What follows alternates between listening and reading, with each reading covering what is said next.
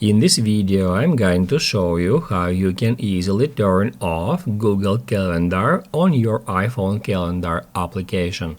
Be sure to watch the video to the very end so you don't make any mistakes. Let's get started, guys. There are two ways how we can do so, and the first way is when you open up Calendar application. As you can see now, I'm on iPhone Calendar app.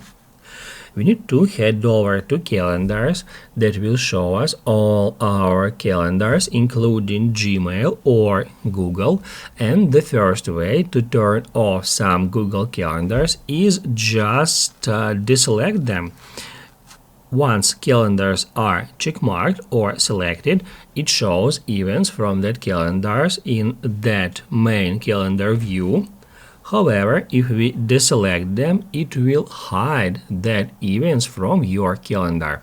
You can deselect them one by one, or if any of your calendars are checkmarked, you can tap right here where it says Hide All. After that, if we tap at Done, it will hide all the events that are not selected from your calendar.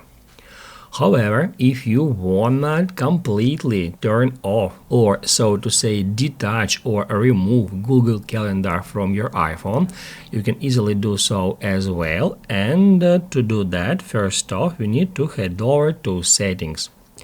On Settings, scroll down until you find Calendar. Then tap Add Accounts. That's where you can easily find Gmail account. If you get into it, you will be able to delete that account from here if you tap at that button. Keep in mind that it doesn't delete the Gmail account itself, it will just delete it from Calendar application. Your Gmail account and all its data will still remain. If this video was helpful for you, don't forget to hit the like button.